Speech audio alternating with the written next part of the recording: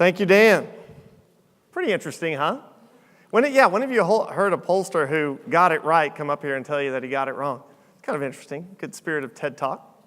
All right, next up we have, I would consider Reed Galen to be one of us, by the way, at Reed Galen on Twitter, ReedGalen.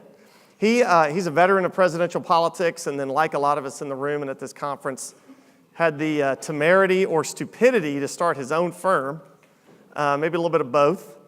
He subscribes to the notion, so his firm is called Jedburghs LLC, which refers to teams in World War II that would be dropped into Europe behind enemy lines. It'd be made up of an American, a Brit, and a member of the French resistance. And these people, their mission was to do whatever it took. They were basically Swiss Army knife people. They went in and whatever the mission was, whatever it took to get the job done, they would do. And that's how he leads that's the kind of person he is, and that's how he leads his firm. So this is the type of business that you could hire they're problem solvers, they're fixers.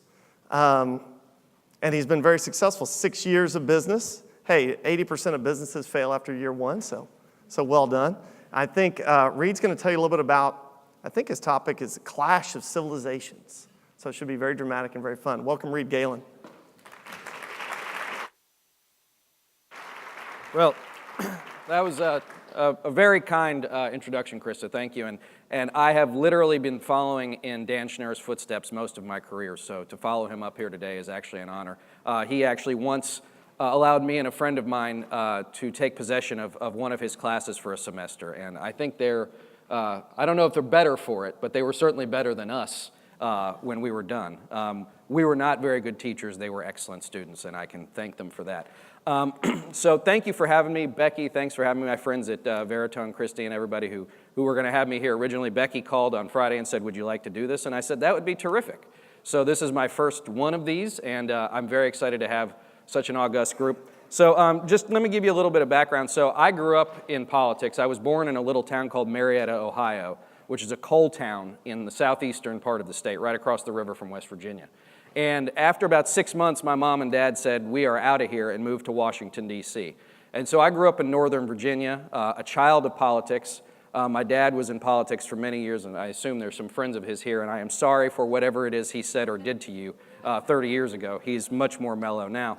So I grew up this was part of literally my breeding as being an operative, not so much an ideologue or someone who's on the ground really doing this stuff day in and day out. And I like to say that other kids got to go to summer camp and I went to the NRCC. So I spent far more time as a child at 310 First Street than any human being should ever have to. Although I did win the 1983 NFL football pool by choosing the Washington Redskins to face the Oakland Raiders, which drove the guys in the mailroom to distraction. So, but then we moved to Texas, and I was lucky enough in college to go to the University of Texas at Austin, where I worked for then Governor George W. Bush, and subsequently on his 2000 and 2004 campaigns, and I got to work in the administration in the intervening years. So that was spectacular, and then made my way west with my wife to California, some time in Northern California. We actually used to live just down the road here in Newport Beach. So it's good to be back home. I'm sorry there's not as much sun as there should be this time of year. This normally happens in June. We call it June gloom. And so, it's been good for me because I took more of an operative's perspective to politics, which was a little less ideological. Certainly a conservative. I'm probably an erstwhile Republican at this point. I'll be very frank with you. I did not vote for President Trump. I was part of the blue heart of the state of Utah, where I now live, which is sort of Salt Lake County, east into Summit County. And, and I have been fairly critical of him. And as long as he's going to do what he's going to do, I will probably continue that. Sorry to the Republicans in the crowd. So, after 2 presidential campaigns that I won, and then a very brief stint with Senator McCain in 2007, where I learned everything about how to do something wrong in a presidential campaign, and was subsequently asked to leave after 6 months, I now decided a couple of years ago I really wanted to take a different look at how presidential campaigns are running. We have more ways, as everybody in this crowd knows, we have more ways to reach people on a daily basis, on a second-by-second basis, more inputs into these folks, and they're all as inefficient as they've ever been, right? If you're watching TV, you've also got your iPad, maybe you've got this over here, if you've got kids or whatever, there's all of this stuff going on. None of it is as efficient as it should be, could be, would be, if we were all still watching Walter Cronkite at 6 o'clock and reading the evening newspaper, and that was how we got our news. And so I started a column that I wrote every week called the American Singularity.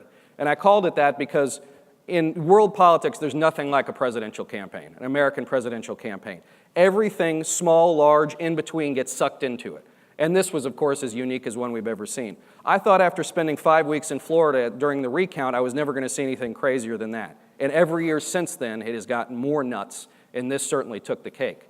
And so what I wanted to do was really try and provide a perspective on the campaign from someone who had been lucky enough to work there, but didn't have the encumbrances of necessarily working on a campaign, and having friends like so many of you spread all over that could give me insight onto how a campaign was doing, why it was doing something like that.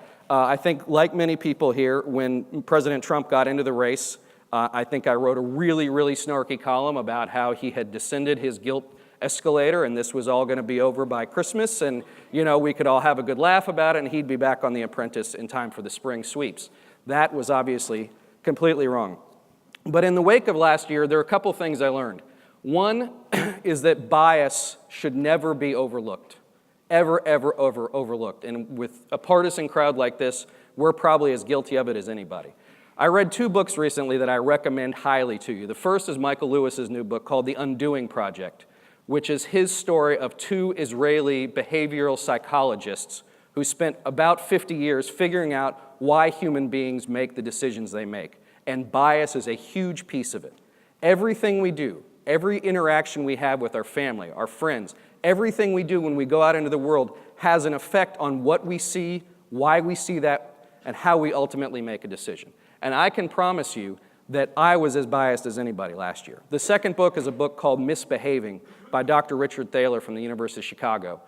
He's a behavioral economist, and he also goes into a lot of this about how bias makes these decisions long before we ever knew it. But one of the most important and I thought fascinating things about this was that if you cannot believe or could not believe in your heart of hearts that Donald Trump could A, win the election, or B, become president, that everything you were going to do from that point on was going to reinforce that viewpoint. And I am certainly absolutely guilty of that. I wrote 200 columns between March of 2015 and November of 2016.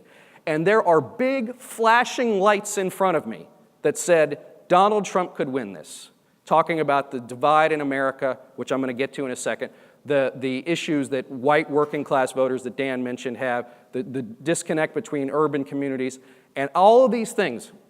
You know what? Me and a friend of mine are having coffee at a fancy New York hotel the morning of Election Day, and I said, this thing's going to be over by 10. And he goes, it's going to be over by 9:30. I mean, what assholes are we, right? So the second piece is what I call mythology. And, we all know Zeus and, Poseidon and all that. But think about mythology in terms of voters. If you are a voter who voted for Donald Trump, and this is mostly to Republicans because I got a little bit more insight on that side, you probably saw him as a very successful business person. He was a billionaire. He wrote books. He builds buildings. He's been on famous TV shows. And so whether or not you agreed with the terrible things he might have said occasionally, this is a successful guy. And the government's broken. And if he can do what he's done for his business, then maybe, by God, he can do it for the United States. And then you've got Hillary. And over the course of a quarter century, in Republicans' minds, Hillary Clinton has become mythologized. For better, for worse, some of it true, some of it false, whether or not it's the vast right-wing conspiracy or Hillary care or First Lady or Senator or 2 runs for president, she has become a mythological figure in American politics. And she could not win with Republicans. I was convinced that Republican women and independent-minded, conservative-minded independent women were going to vote for Hillary Clinton because they just couldn't bring themselves to vote for Donald Trump. And I was wrong. They either stayed home, didn't pull the ballot for president, whatever they did. It didn't matter how many times I had a friend doing focus groups all over the country. They do men, they did women, they did Republicans or Democrats. It didn't matter. Across the board, Republicans weren't going to Hillary. And I heard that. I heard it every week when he told me that. And did I believe him? I'm sure I did somewhere in my mind, but on Election Day, we saw what happened. So now, where do we come to? Where are we now? Well, I think that if Donald Trump did anything last year, is he understood that we are in the United States, I think, and this is going to sound very dramatic, so I wish I had the Flight of the Valkyries or something, that we are in what I would call a clash of civilizations.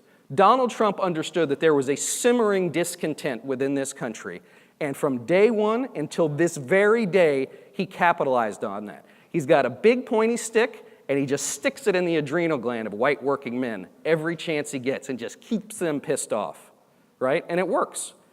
And so what we've seen is whether or not that is urban versus rural, north versus south, we are now living in a country that exists on two very different planes. And so just to give you a sense of how I spend my free time, I came across an article that's about 25 years old in Foreign Affairs by a guy named Samuel Huntington. And he actually wrote this article called Clash of Civilizations. Now, to give context, he wrote it in the wake of the Cold War.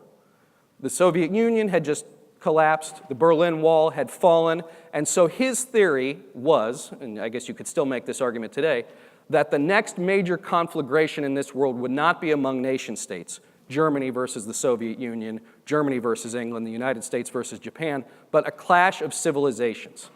Two groups of people, massive groups of people, who saw their way of living as more superior to the other, and that was eventually going to come to a head. Now listen to this, and think about it not in the context of him writing 25 years ago, but we're sitting here in Orange County, California in 2017. These are the 5 things he said that a civilization has. A shared sense of history, a shared sense of language, maybe a lexicon in this case, a shared sense of culture, a shared sense of tradition, and a shared sense of religion, which he said was frankly the most important part of that, because it was a thread that ran through you no matter what your geography or anything else was. So think about that. I was born in Marietta, Ohio. Marietta, Ohio has had about 15,000 people living in it since about 1950. It is still a tired coal town like it was there. Still, opioid abuse is above and beyond what it should be for a town that size. There is very little opportunity. If you want to live in Marietta, Ohio, you better hope you take over for police chief because your dad was the police chief. Now, think about that in comparison to Park Slope in Brooklyn, New York, right? Upwardly mobile, very successful, probably very secular. And now you have 2 entirely different worlds living within the same country. If you wake up in Marietta, Ohio, you have access to the exact same information as the person in Brooklyn, New York. But how do you see that? And where do you get it from? If you live in Marietta and you're conservative, you probably watch Fox News. In Brooklyn, New York, Fox News is a joke. And if you watch cable news, it's MSNBC. If you listen to the radio in Marietta, Ohio, you probably listen to Rush or Mark Levin or one of the other, cast of characters that conservative radio has. If you live in Park Slope, New York, 23 and a half hours a day, you are tuned to NPR, right? And the thing is from those sources, you absolutely believe what comes out of them. And if it comes from the other source, you probably believe it's fake news. And so how is it that we have hundreds of millions of people living within the contiguous United States who see the world so differently, on any given day? Think about this. Go back to 2008 with President Obama, when, I don't know how many of you are familiar with San Francisco, but President Obama goes to a very fancy townhouse in the city, and he says, in the middle of the country, they cling to God and guns. Outrage. Outrage from the right. Outrage from flyover country. Now, were they outraged because he was insulting them? Or were they outraged because he had touched a nerve and he was right? And in the middle of the country, if you don't have the economic opportunity, if you don't wake up every morning and say, my kid's going to have a better life than I do you go to church more often? I don't know. Maybe you do. I'm sure someone has done research on this, but it's not me. And so now we have to ask ourselves, as we move into 2017 and we are as divided as we have ever been, what are people like us in this room going to do? You all wake up every single morning. You spend every waking moment figuring out how to influence someone to do what you want them to do on behalf of your candidate. And what I am saying and what I am asking is not that you don't do that, because you have a job to do and you have candidates to work for and candidates to elect. What I am asking you to do is think about, as I'm doing this, have I ever talked to a Democrat? Have I spent any time, not at a conference, having a drink, having a glass of wine, laughing about how you went up against each other in Madison, Wisconsin in 1995? No, I'm talking about, have you ever tried to get their perspective on why they believe something, why they believe that, why they do this, why they do that? I've worked on a Democratic campaign, and I can promise you this. I was the only Republican. I thought, oh, we're all sort of pros. It'll be, we'll all laugh and pal around. It is a completely different worldview, being a Republican consultant in a Democratic environment, because it's like it's political socialization through the roof. And so what I'm asking you to do is take the time to try and figure out where that other side is coming from. Certainly, I will also say this, not to self-aggrandize, because the press does that even better than we do, but think about this. The key to republics are a couple of things. One, the rule of law, and two, free and open elections. And you guys are absolutely the bulwark of that. If our elections are seen as illegitimate, if people do not believe they matter, they will stop participating in greater numbers than they already do. And we cannot have that. We must have greater civil participation. And if that means you got to go hammer your opponent, but spend some time trying to find some nonprofit group trying to do some good someplace else. Because the thing that I can tell you about all of this stuff is the one group of people who's still ignoring everybody are a lot of our friends who live inside the Beltway right now. It doesn't matter whether or not the people in Marietta, Ohio are worried about jobs and opioids, or the people in Brooklyn, New York are worried about health care. Our friends in Washington still can't get out of their own way and still find lots of trouble to get themselves into.